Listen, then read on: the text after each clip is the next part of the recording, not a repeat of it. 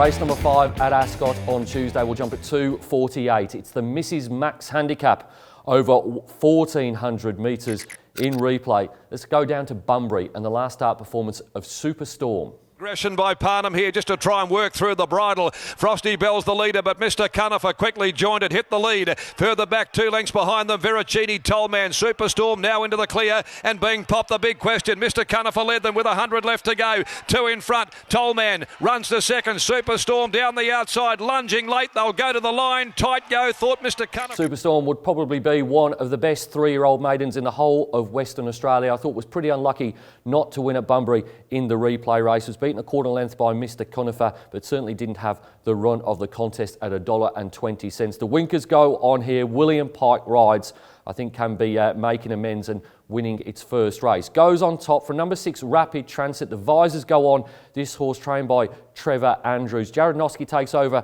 from Brad Parnham. I thought it made a really good leap forward from its debut in its second up run at Ascot on Cox Plate Day when beaten 2 lengths by Mega Chino. Number 1, Indominus, returns from a lengthy spell off a trial win. That trial win was at Belmont on the 28th of October. Troy Turner in the saddle as he was that day. And then number 9, Verdandi, could be set to peak third up here for Vaughan Brockman. And Jade McNaught's claim comes in, 56.5 kilos. She replaces Ryan Hill. Top selection in race number 5 is number 11, Superstorm, to beat 6 Rapid Transit, 1 Indominus and 9 Verdandi. Race number 6 at Ascot on Tuesday will jump at 3:28. It is the Seppelt Wines Handicap over the staying trip of 2,200 metres. In replay, we're going to go back down to Bunbury again and we're going to look at the last start performance of 23 Red. Bonsignor Diamonds for all headed the remainder, but it's Proxy. Proxy out the 252, Cleopatra Rack, who keeps grinding away with 23 Red. The whips out now on the leader, Proxy, 23 Red, Patcherack are closing in. Proxy kicks, 23 Red keeps coming. It's Proxy, 23 Red, Proxy finding and giving, and Proxy wins it. I don't mind being on front runners in these staying races at Ascot Racecourse, and therefore I'm with number 1 here, 23 Red. He's had 25 starts. He's been on speed in most of them, and significantly on Tuesday, Reece Radford and Craig Staples are going to go with the blinkers. I think he might take some catching here. He's had 2 second places in a row in the provinces. Comes to town. I think he's the one to beat. Goes on top from number 3, Maserati. He's been a follow horse of mine all preparation. He certainly deserves to end his long run of outs. He hasn't won for nearly 1,100 days. This is his easiest task for quite some time, but he just find one too good for him most of the time. Number 9 is Persistence Time, won a really peculiar midweek race by 7.5 lengths last month. On that form, has to be a chance here. And then number 2, Chapasco, at an elevated heart rate, the only time it's run poorly in recent times, therefore has to go in the numbers here from gate number 1. Top selection in race number 6 is number 1, 23 Red, to beat 3 Maserati, 9 Persistence Time and 2 Chapasco.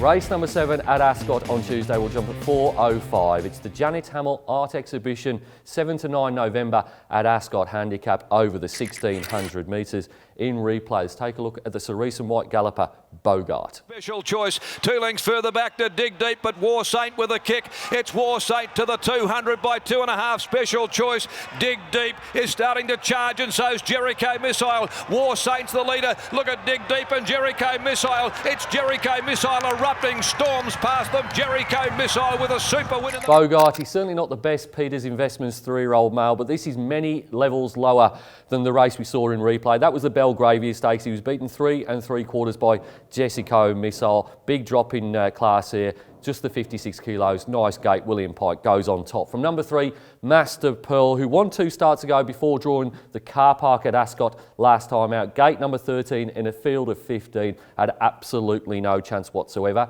Number 7, Rosie Red Dress, is a superstar if you listen to Aaron Rodgers, the son of Brian Rodgers, who trains the horse.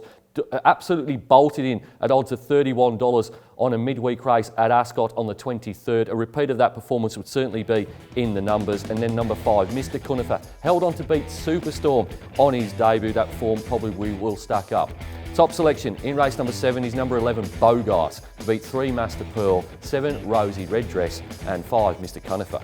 Race number 8 at Ascot on Saturday is the feature. It jumps at 4:45. It's the Tab Touch Burgess Queen Stakes, listed over 1,400 metres in replay. Let's have a look at the last start win of Tuscan Queen. Clear last is Alta Sillamore into the home straight. Mystery Affair kicks 2 clear from Minica. Down the outside, Grand Design letting down with its turn of acceleration. At the 200, it swept up, grabbed the lead. Further back, Tuscan Queen's beginning to really start to charge to the line. She's going 3 to Grand Design's 1. Grand Design gobbled up by Tuscan Queen, and she was too good, Tuscan Queen, the favourite arriving in the... WA is the only state in Australia that has a black type race on Melbourne Cup Day apart from Victoria, and I think number 7 Tuscan Queen can win it. She cost $300,000 at the sale. She's 2 from 2, and from what we've seen on the track, including in that replay race, stepping up in trip to 1400 metres is really going to suit her. I think she's a really smart filly and she can win this race. Goes on top from another smart filly in number 4 KC. Would have beaten Boomtastic last time out if the tempo had not been absolutely ridiculous, about 20 lengths slower than benchmark. Big wraps on this horse from the Parnham Yard is the danger. Number 6 Platinum Bullet was pretty sound in the Belgravia, I thought, beaten 3 and a bit lengths. Now gets blinkers. We all know that that's a trick of Simon Miller's. And then number 5 Boomtastic comes out of the same race as KC, but dead set, committed daylight robbery in that race. He's not going to get it anywhere near as easy in this one. Top selection in race number 8 is number 7 Tuscan Queen to beat 4 KC, 6 Platinum Bullets and 5 Boomtastic.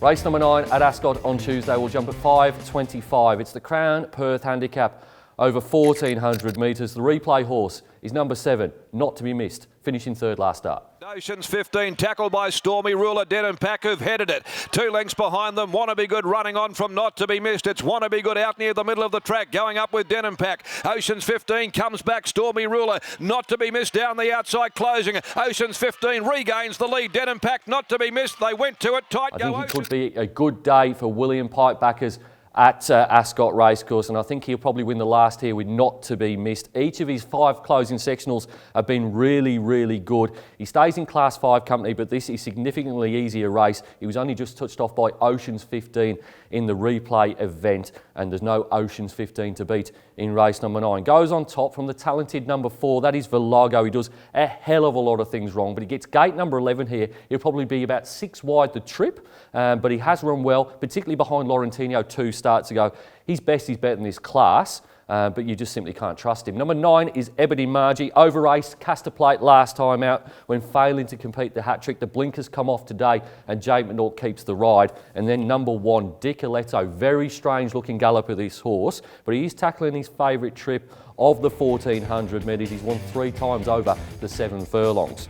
Top selection in race number 9 is number 7, Not to Be Missed, to beat 4 Velago, 9 Ebony Margie and 1 Dicoletto. It's now time to nominate my best bets on the Ascot card. Going pretty early here, race number 2, number 3 Downforce, and then in race number 4, number 8 Rewrite the Stars.